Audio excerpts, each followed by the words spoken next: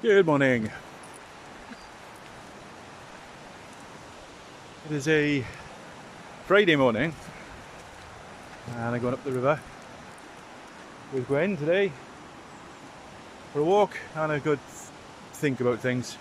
The river's looking good. It's got a bit of a brown tinge to it, which means usually the best time for fishing, but we'll see now. You know, it's always hit and miss up here anyway. Two things I'm going to touch on today though. We're well, just before we start, we're crossing this bridge, cracking bridge. Whether you see it. Probably one of Brunel's bridges, but nobody seems to know because nobody really cares about history anymore. Except for the fake history that Google seem to be making with their new AI machine, which is programmed by lefties. You know, AI, artificial intelligence. There's nothing intelligent about it, and there's nothing artificial about it. It's all programmed. What a crap. I don't know if you've seen, but what's happening is people are putting in certain descriptions that they want the machine to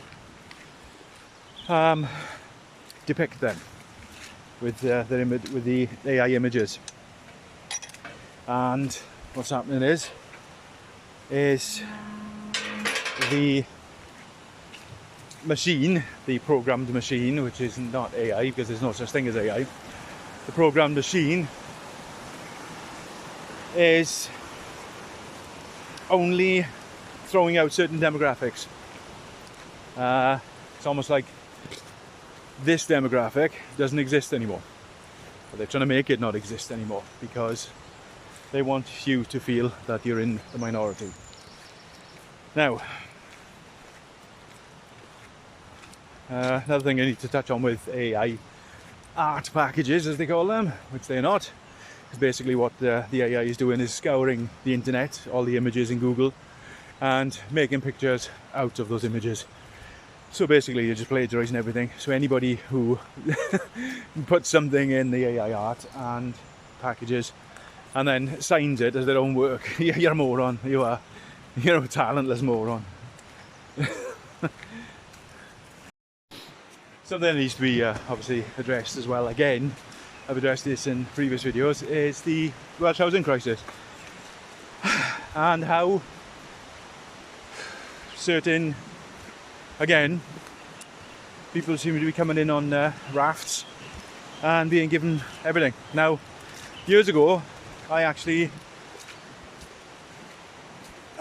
defended, not those people, but I defended people, you know, wanting to live a better life because of escaping war zones. But when you find out that all the war zones are fake or man-made, you know, as in Western-made, to bring these people into the country, then, you know, things kind of change. But obviously what's happening now is, you know, my family fully caught up in the Welsh housing crisis. We are. We get no help. We, like I said, we're both self-employed, and the pandemic ruined people who are self-employed. Absolutely ruined. I've lost clients. I've lost clients through one way or another, either or because I don't agree with them politically. It's pathetic. It's so my sister was saying the other day, she was on the bus and there was an old man sitting next to her, and the old man turned to her and they were very sad, and he said, I don't know what's going on with the world, he said. It just seems like everybody's out for themselves. Nobody wants to help anybody anymore. And yeah, that was it. That was the plan.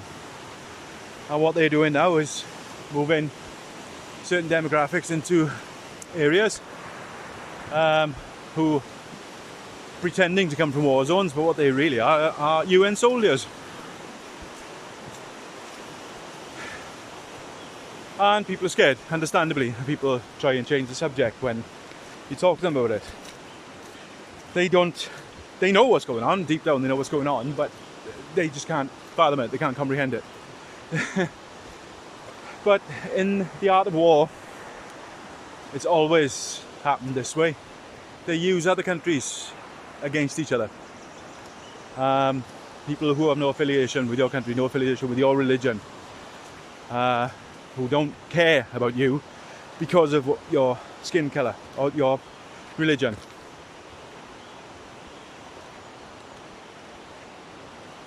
And and by borders in the country, it's all about open borders. No. We need the borders. We need them. All right, we do. But what? It's like, right, the film Braveheart. You watch the film Braveheart, and in that, the English are using Welsh archers to fight against the Scottish. Now, it's always been Wales, England, Scotland, right? It's always been that. I hate you, and all that like that. So, use them against each other. But because that time has passed, they're now using people from further afield. And that's what they're doing. They're bringing them in, they're turning all the decent-sized social housing into HMOs and housing all these battle-aged men. Something that's being hidden from the news at the moment because, even though they're trying to pass the legislation, which is just, again, I would say bills, tax legislation, they're just suggestions, they're not law. You can't just turn around to somebody and say, this is law now. No, the people, nobody can govern you. The people make the laws. We are the sovereignty, we make the laws, right? So all this bullshit, it's like the coof, the pandemic, all that bullshit. I sent the government an email and asked them what has the coof act changed, and they sent me an email back saying nothing. It hasn't changed anything. But there we are, you all fell for it. Well done. But what they're doing now is crossbows. They're starting on crossbows again. Remember that fake story that came out? It was a guy supposedly broken in Buckingham Palace and threatened the Queen or to kill the Queen or something with a crossbow or something like that, which absolute nonsense. The only footage they had was him in his bedroom. Yeah, as if Buckingham Palace hasn't got loads of cameras all over the place, filming their wild and disgusting parties. Anyway, so yeah, they're starting about crossbows again now. They're saying that they should be banned. Crossbows, nobody needs them there. There are sporting clubs that specialise in crossbows. It's something they do. It's the same as bows. But the funny thing is, according to the UK government, that they have outlawed hunting with bows. One of the most ancient forms of hunting. So all you evolutionists believe in, all that nonsense. You are the most ancient form of hunting. Your, what do they call it, paleo diet. How it all started. Hunting with bows. But there we go. No, bow hunting is banned in the UK. You can't hunt for fish with bows, you can't hunt for animals with bows. Okay, there we are then. So if you're out in a survival situation and the only resources you have are like squirrels, rabbits, things like that, or maybe big fish you can see in a pond, and you're in a survival situation, you have no idea where you are, and you make a bow, a rudimentary bow out of all the things that you find around you, look out, because the police will swoop in and they will grab you and arrest you and you'll have 5 years in jail. I couldn't make it up. I just lost a really good sized fish. There we are. Well, there we go. I'm trying out a new rod I got. To be honest, it's all right. It's not a bad rod, but I think the tip of it is a bit too soft, especially for rivers like this. I'll give it another go. If I lose another one, I won't use it in here again. I'll use it for like, when I do some coarse fishing or something. There we go.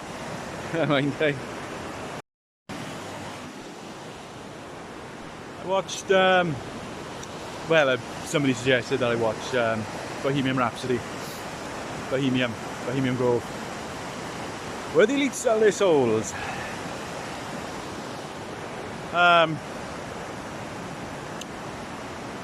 Somebody suggested I watch it, and I watched it last night, and brilliant performances all around, I will say that. Absolutely fantastically made, brilliant performances.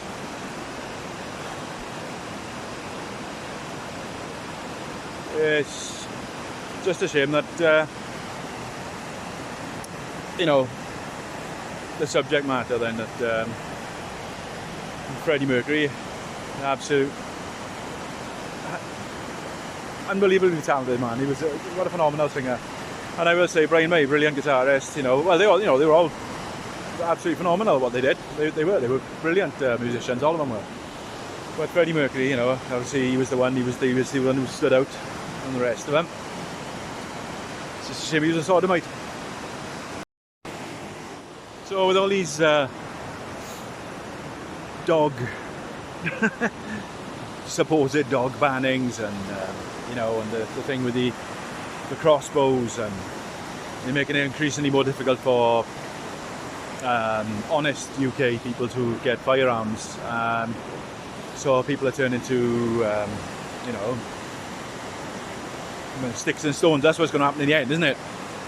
But it's all about disarming us. It's all about making us weak. Because if you watch any historical films, like films like Braveheart and stuff like that, you know, I know Game of Thrones isn't historical. It's a load of you know, pervy nonsense, but it's in that. It's the dogs with the suits, with the armour on, the dogs that would go into battle, you know, and yeah, they did do that. But like I said, it's all about disarming us. It's all about taking any way possible that we can defend ourselves away from us. And they've used the jibby jabs to do it. People have become weakened. Their minds have become weakened. So now what they're doing, the stragglers, what they call the stragglers, the leftovers, they're going in and they're making it life so difficult for them that they're trying to make them give up as well. But we won't give up, because we are Christians. We believe in God. God wins in the end. No matter how evil you are, God wins in the end. You know, and all these people who sell their souls to the devil, what the hell do you expect to achieve out of that?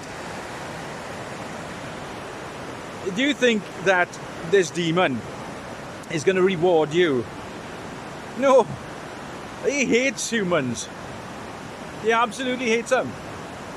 That's why God cast him down. Oh my God. He turned against God because God loved the humans more than him. Do you honestly think that you were going to get rewarded? You're not going to get rewarded. You're going to be burning for an eternity in a lake of fire.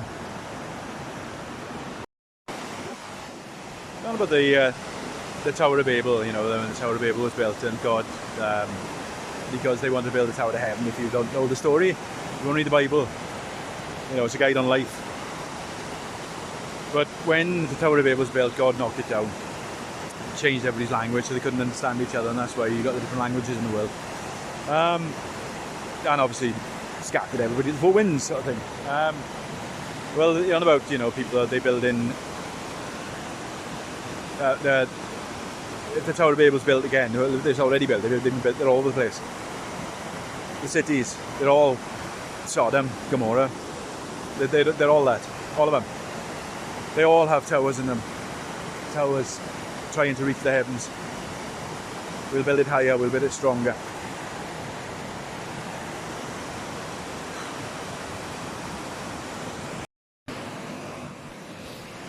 I said I was going to do some self-help videos on narcissistic parents, more so surviving them. But I think the harshest thing anybody needs to learn about narcissistic parents is they don't love you. They never have, they never will. To them, you're a device, you're a tool, something they can use against the world or yourself. And for as long as they're on this earth, they will defame you, and they will defame your family. And they will try and cause as much damage as possible because their lives are damaged, and they don't like the fact that you can get on with your life, that you're not like them. That's the harshest thing about narcissists. And unfortunately there's a lot of them out there. And they're not born like it, they're made like it. Something happens to them. Something happens to them. But you can't fix them. You can't. I suppose it's not in the least bit amusing, but you know, when you hear people saying things like, "Oh, that Bill Gates, a lovely doctor, a lovely man, yeah, isn't he? Dr. Bill Gates, he told us we had to take these jabs, they saved our lives." When you actually point out to them that he's a computer game salesman, and he's not as much a doctor as I am, they kind of glaze over. When my rod is bending here, it's almost as if I got an eel on. Now that'd be something, wouldn't it?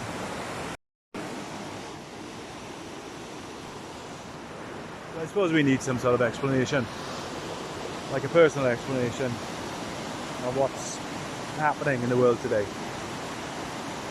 It's simple enough, and the explanation is very, very simple. We have let perverts gain control of the world. The sickest, vilest people, we've let them just do what they want. And they are doing what they want.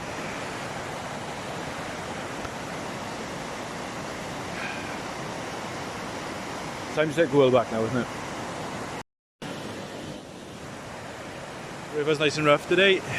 Not too rough though, like it was when I was up there before. But then again, like I said, on that day, I had more bites than I normally do. I lost a decent sized fish jumbo here, right at the edge again. Because I'm using this new rod, this, I don't know if you can see it, this Josby Fishing 210, that's what it's got written on it anyway. And it's good, it's 2.1 meters long. I like the end, they got colours on the end. There's all luminous colours like orange, black and yellow bands, which is, yeah, good, I like that. I like this good feature. The eyes are really, really small on it. They are ceramic eyes, but they're really small all the way down. But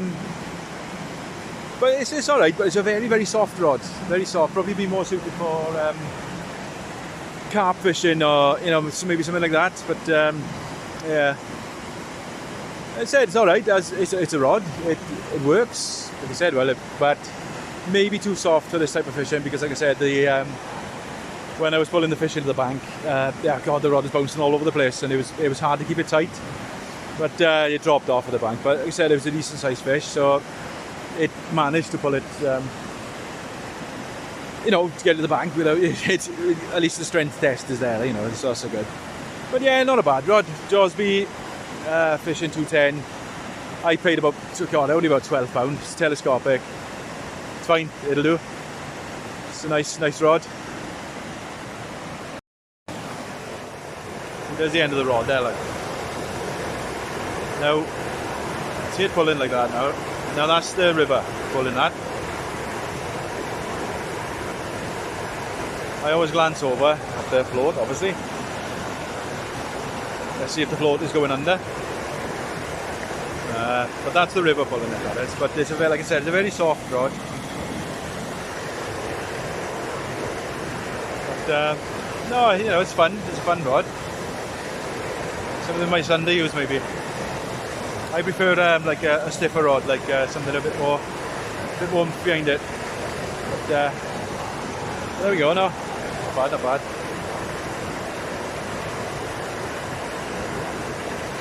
Oh, that's not the river. Look at that now. There goes Gwen up the bank. I don't know if she's bloody Gwen. Yeah. Anyway, the weather just got really cold suddenly. It was like it was crazy. It was like instant. It was like cold. Bloody hell. My hands are freezing. And you know, earlier it was fine. It was absolutely fine. There we go. There we are. Not much action fish-wise. They had loads of little bites again, but like I said, probably bullheads. But they were tearing the worms to shreds. They were. But that one, the first one, the initial trout, it was a good size as well. Got it at the bank again. Thing is, I had my shorter net with me. If I had my dad's net with a really long handle, I probably would have had it, but I was trying to get it closer to the bank with my short net, and I just popped off. Never mind, never mind. It happens. But yeah, it's been nice to get out and have a think about things. I'm gonna get back and move the furniture around. Need a change. Aye. Anyway, God bless you all. See you next time.